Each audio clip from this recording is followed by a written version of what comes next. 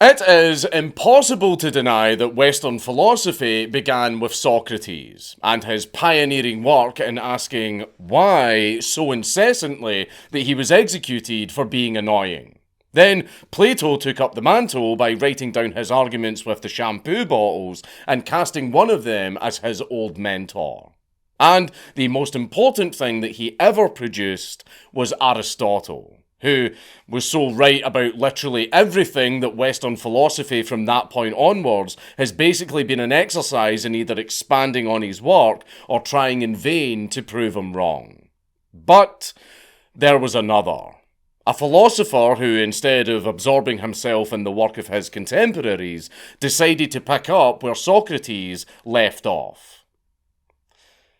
By being even more annoying. Diogenes of Cynic, also known as Diogenes the Cynic.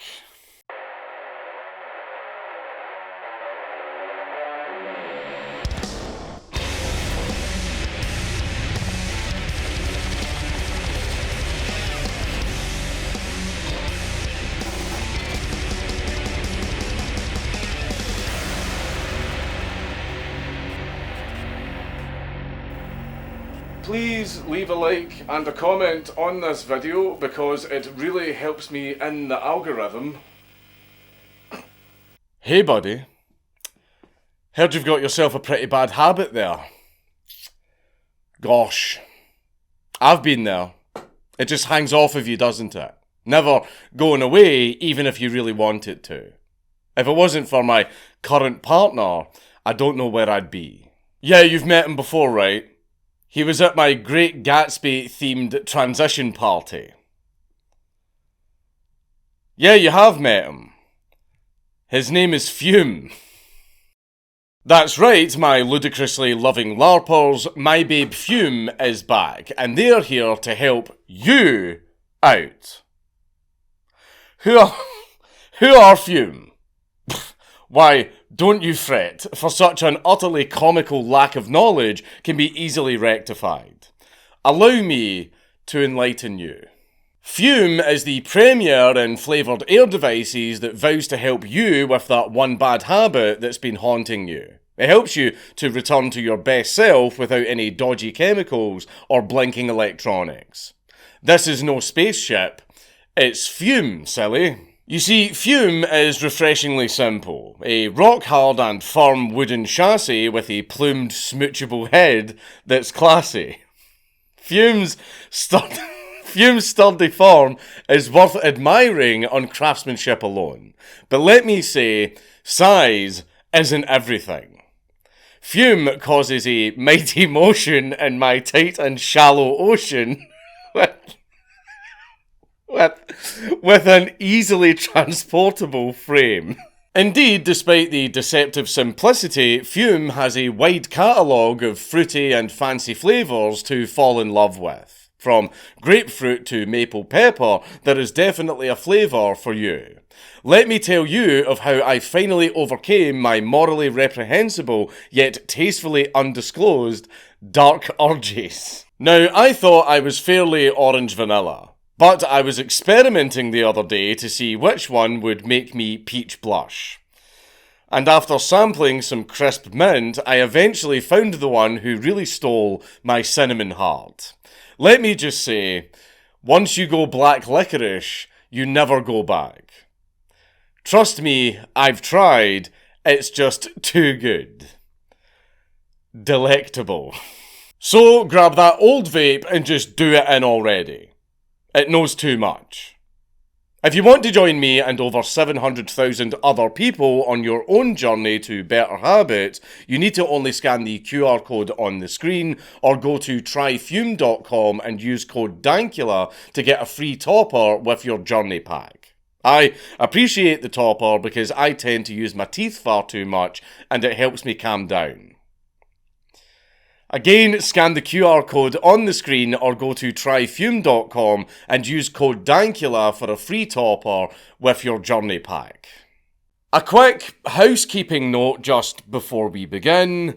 None of Diogenes' written works actually survive. And most of what we know about him was written 500 years after the fact by a biographer named Diogenes Laertius, no relation, in his work, Lives and Opinions of Eminent Philosophers. Therefore, a lot of what I'm about to say in terms of the granular details of Diogenes' life will be presented anecdotally, rather than in a discrete timeline. And much of the details are potentially apocryphal. Not that it diminishes his influence by any means though. Because remember, just because something isn't real in the strictest sense, doesn't mean that it's not true. Diogenes was born sometime between 423 and 413 BC in Cynic, a Greek colony on the Black Sea.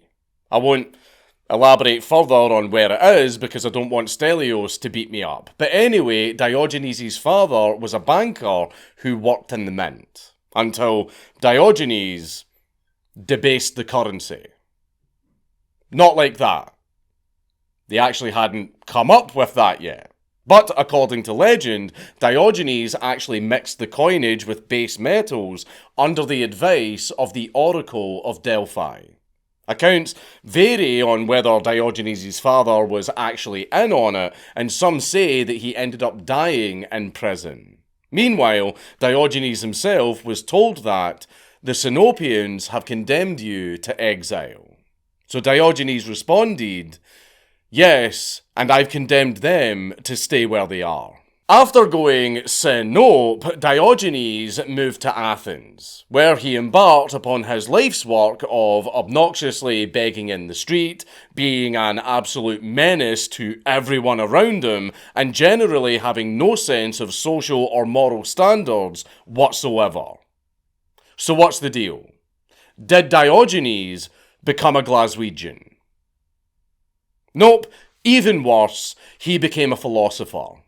Specifically, Diogenes became a Cynic philosopher, having been influenced by Antisthenes, a less read pupil of Socrates. When he got to Athens, Diogenes wanted to study under Antisthenes, much to the latter's chagrin, especially since Diogenes proved persistent.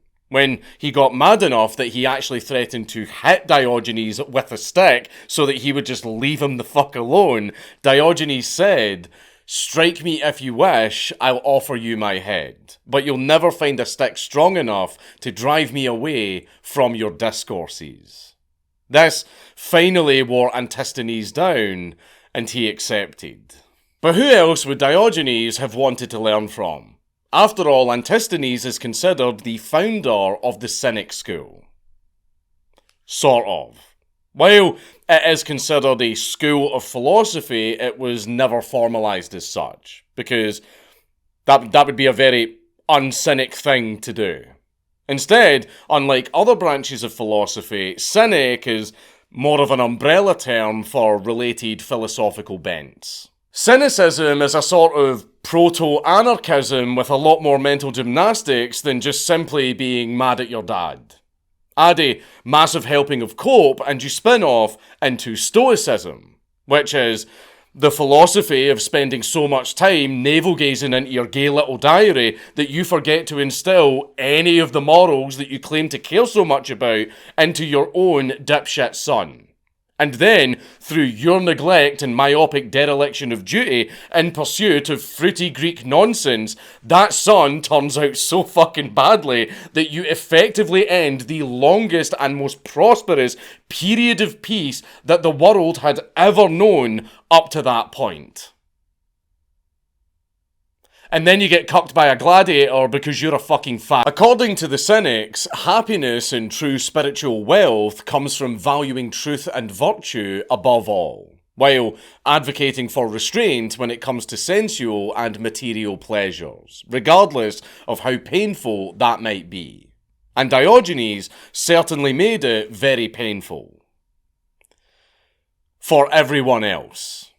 There was also an emphasis on teaching. And Antisthenes would frequently get on the soapbox and bark about all of society's problems. Hence the name Cynic.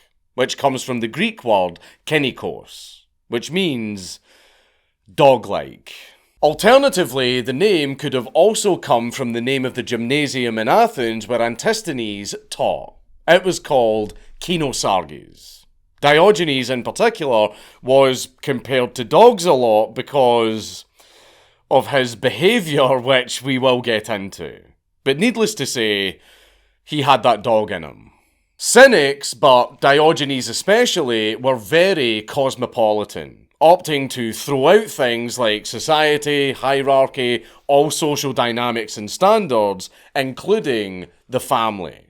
To that end, Diogenes considered himself a citizen of the world. He also believed in living a natural life completely shamelessly with no regard whatsoever for human customs. If something isn't considered shameful in private, well, then it was free game in public, including answering nature's call at a moment's notice, regardless of setting or company. And that included shitting in a theatre during a play.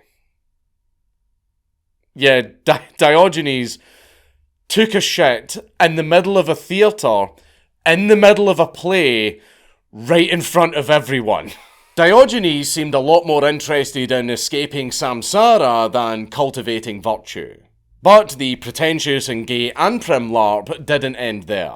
The Cynics, and especially Diogenes, were very big on asceticism, believing that true self-sufficiency comes from being untethered by all personal possessions, comforts, values, desires, and emotions in the service of inner virtue.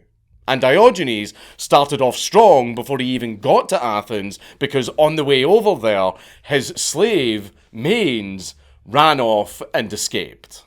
And Diogenes just simply shrugged it off, saying, if Manes can live without Diogenes, why not Diogenes without Manes? From that point onwards, Diogenes did nothing but earn his nickname of the dog. Not just because of the pun, but also because of the fact that he behaved like a fucking animal. Quoted as saying, I fawn upon those who give me anything, and bark at those who give me nothing, and bite the rogues. Diogenes believed that humans could learn from the simple nature of dogs because they hadn't, and I quote, complicated every simple gift of the gods. Another way that he followed the example of dogs was by pissing on people who annoyed him. The most notable instance of this was when some Athenians actually threw bones at Diogenes after a banquet and called him a dog. So Diogenes duly lifted his leg and pissed on them. He also begged in the street like a stray, even to statues, which he explained was him practicing rejection. His favourite wine was, quote, that for which other people pay. Which is admittedly true. You can't deny that food tastes the best when you don't have to make it or buy it yourself. Of course, Diogenes didn't pay for accommodation or anything like that either. Simply living in a big clay wine jar in the Agora, which is Athens' main trading hub. Eating there is a bit of a faux pas, but fuck you, Diogenes did it anyway. I would say that he wiped his arse with the social contract, but I don't think he would have even believed in toilet paper. Honestly, the weirdest thing about all of this was the fact that the Athenians actually really liked Diogenes a lot, to the point where they went out of their way to replace his jar whenever it was damaged by vandals. So, after giving up basically everything, Diogenes was essentially left free. He didn't even keep a cup to drink from. After seeing a child drinking water from a puddle by cupping his hands, Diogenes lamented, "A child has beaten me in plainness of living." And he threw his cup away. This set Diogenes free in the spiritual sense, to pursue transcendence unshackled from expectations and material constraints. Just Ignore the irony of him being so self-sufficient that he begged for almost everything that he ate. And what Diogenes didn't beg for, he scavenged from the trash. But he wasn't so committed to squalor that he was above washing his lettuce, to the apparent amusement of Plato, who quipped, "If you had prayed to Dionysus, you wouldn't be reduced to washing lettuce." But you see, Diogenes was a free man, and he didn't need divine handouts. So he retorted, "If you'd learned to wash lettuce, you wouldn't have to pray to Dionysus." As you can probably tell, a key aspect of Diogenes' enduring legend is the fact that he was one of history's snarkiest fuckers. When seeing a whore's son throwing stones into a crowd, Diogenes remarked, "Take care you don't hit your father." I'm sorry, thousands of years later, and that is still a fucking banger. But anyway, another time, Diogenes saw an archer who was such a fucking horrible shot that Diogenes sat in the safest place that he could find, right next to the target. Diogenes also regularly harassed people who dressed a little bit too well, refusing to speak to one of them until he clarified if he was a man or a woman. History doesn't repeat, etc., etc. But he also told another that he was pitiable if looking to impress men, and immoral if looking to impress women. Like I mentioned earlier, even though Diogenes did produce some written works, none of them survive. Fortunately, however, I doubt that they would have been too important anyway, because Diogenes preferred to lead by example, as opposed to being a theory cell like that Platard. For instance, Diogenes did not care for metaphysics at all. He once ended an argument with someone who was asserting that motion doesn't actually exist by simply walking away from the conversation. Diogenes pulled a lot of stunts like that, including walking around holding a lantern up to people's faces and claiming to be looking for an honest man, or a real human being. Clearly, the intention was to expose the hypocrisy of social conventions that prevented people from living authentically by holding a literal light up to people. Such deep, much insightful. Wow. Naturally, Diogenes' style, if you want to call it that, led to a little bit of a feud with Plato, who called him Socrates gone mad. And in a way, he really wasn't wrong. Socrates simply told people that they shouldn't care about money or status at the expense of the soul. But Diogenes took that very far, all the way to its logical conclusion. When invited to Plato's house, Diogenes trampled on his carpet, saying that he therefore trampled on the empty pride of Plato. The scorned host, who really should have known better than to invite fucking Diogenes over for tea, replied to him saying, "How much pride you exposed to view, Diogenes, by seeming not to be proud." Plato did kind of fucking get his arse there. Another instance of Diogenes being a very bad house guest occurred when he was asked not to spit anywhere. And then he immediately did so in the host's face because he was unable to, and I quote, "find a meaner receptacle." Diogenes' feud with Plato hit its peak in what you all know as the most infamous thing that Diogenes ever did. Plato was very pleased with himself for defining a human being as a featherless biped. So Diogenes confronted Plato at his own academy with a plucked chicken, declaring, "Behold, a man." A very, very humiliated Plato then added, "with broad flat nails," to the description. Meanwhile, Diogenes would, in public, I'm not going to beat around the bush, Diogenes used to just wank in public.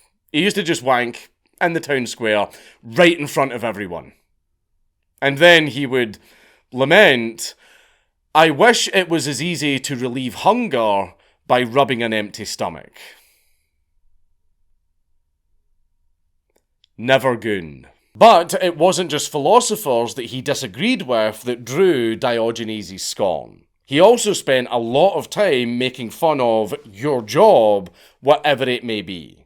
Mathematicians, quote, kept their eyes fixed on the sun and moon and overlooked what was under their feet. Orators were, quote, anxious to speak justly, but not at all about acting so. An astronomer who was pointing to a diagram of wandering stars, which is what the Greeks called planets back then, was actually heckled by Diogenes, who said, don't lie, my friend, it's not these that are wandering astray, but those over there, while pointing to everybody else standing around. And someone who was just not up for studying philosophy was told by Diogenes, why then do you live, if you do not care to live well? I'm not gonna lie, Diogenes was no better than fucking Plato for that last one. Oh, I'm such a smart and enlightened philosopher that I use my uber big brain to reason my way into figuring out the perfect society. Only the philosophers who agree with me should run everything. Fucking pretentious wankers, every single one of them. Here's one. A man who is so ready to give cheek will find his bruised. Eventually, after a few long decades of this bullshit, Diogenes finally fucked off. But on his way to becoming Corinth's problem, he was captured by pirates. And he proceeded to get up to his usual bullshit. But on a ship this time. He protested the pirates' poor treatment of him and his fellow captives by asking them what farmer would treat his livestock like this. Seeing his point, the pirates were a little bit nicer and fed them better. After all, they needed to be in good shape for getting sold into slavery. No one wants a weak and sickly slave. At that point, Diogenes was asked what jobs he could do, and he said, ruling men. He then saw a man named Xeniades in the crowd, and he demanded, sell me to this man, he needs a master. And they fucking did. Diogenes had enough aura that not only did Xeniades do as he was told and buy Diogenes, but when Diogenes told his new master that Xeniades would have to obey him, he also made Diogenes his son's tutor. That was actually a lot more common than you would think, by the way. When Rome took over Greece, there was a strange situation where the slaves were actually a lot more learned than their new masters. So Greek slaves ended up with a surprising amount of political influence and power, because they were all installed as advisors and tutors to some pretty important patricians. Eventually, Diogenes was freed, though he would have told you that he was never not free. He stayed in Corinth and just got up to his usual tricks, lounging around doing absolutely fuck all. Although there was one occasion where the Macedonians were getting ready to attack the city. And while the Corinthians were all running around preparing for war, Diogenes just started rolling his big jar, because yeah, of course he was living in a big jar again, back and forth up and down the street. When asked why, Diogenes simply said, because when everyone is toiling away, it would hardly be proper for me to do nothing. So I'm rolling my jar, having nothing else to turn my hand to. Historically, the setting of the story is rather dubious because Philip of Macedon was a lot more inclined to attack Athens than Corinth. But still, I can see Diogenes rolling his jar around to make fun of everyone around him, labouring pointlessly. And Diogenes was so committed to doing absolutely fuck all that he absolutely mogged Alexander the Great.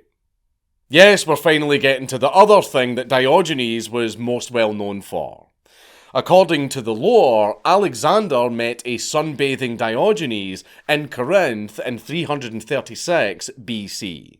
Being an absolutely massive fan of him, Alexander the Great offered Diogenes a wish.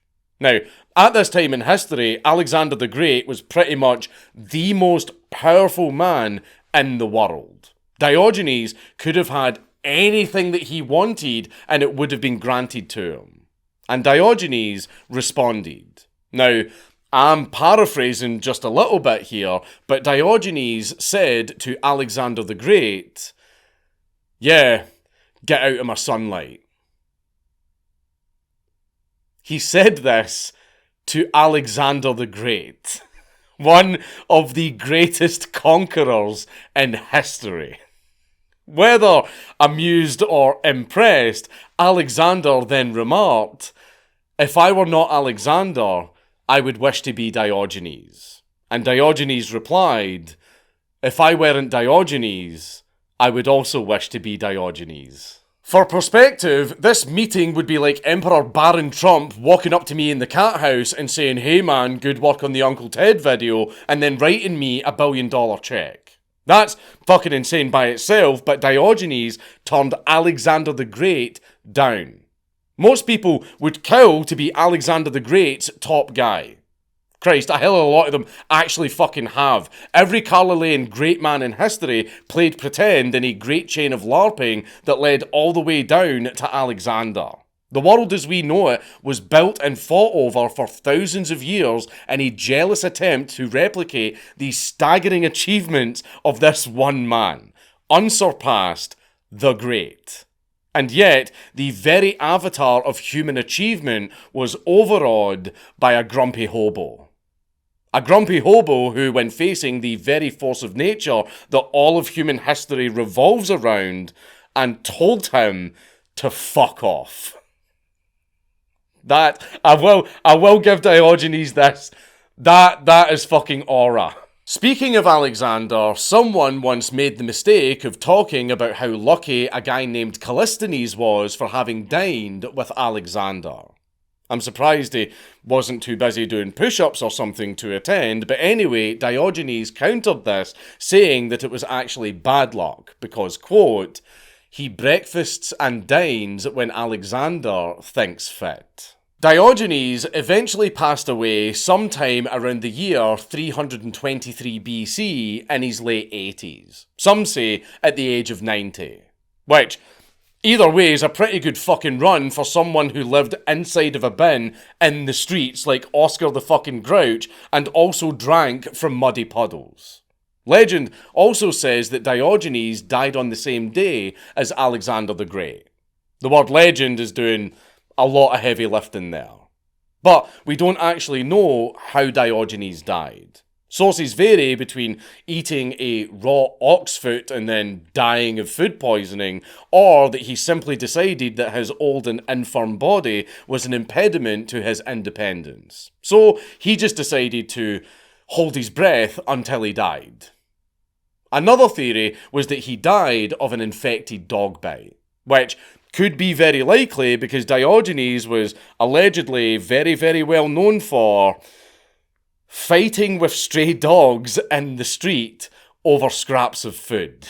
When asked how he would like to be buried, Diogenes was pretty content with just having his body chucked over the city walls for the dogs to feed on. But for some inexplicable fucking reason, the Corinthians really liked him.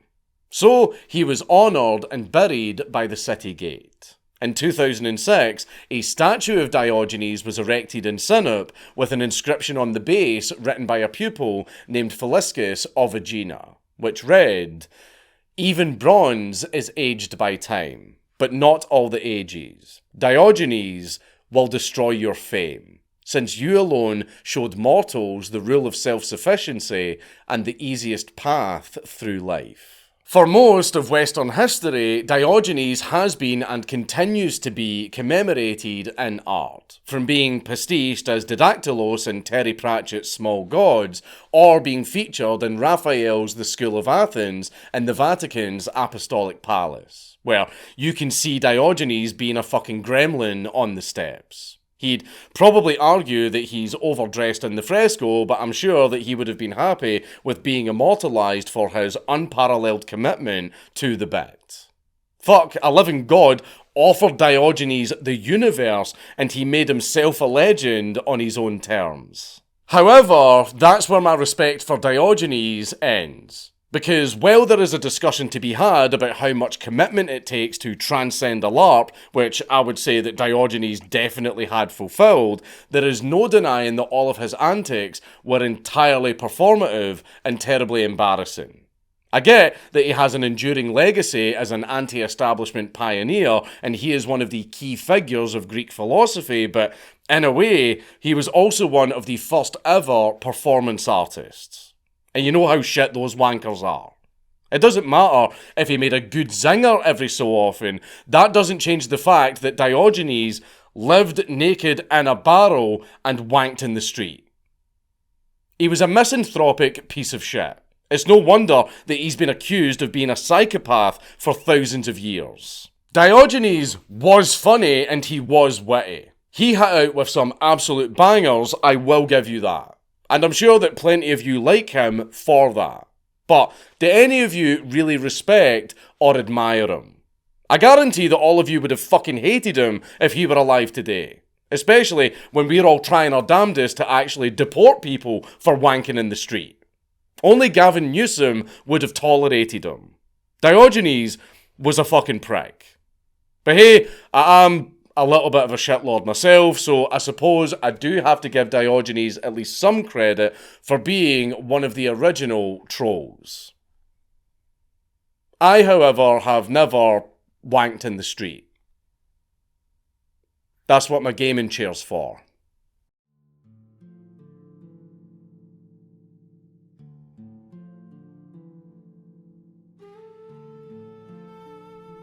Steel toe-capped boots wouldn't have saved Achilles, so why do you wear them? Are you so mighty? Ooh, I lift more than Acadians.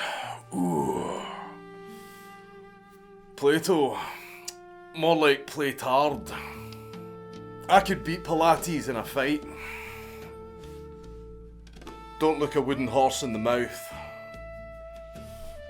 Ooh. Atlas wept. Have you ever watched that Joe Rogan? I think I could take Joe Rogan. If I was in Atlantis, I would have just swam. Oh, my testicles. I love the Stelios.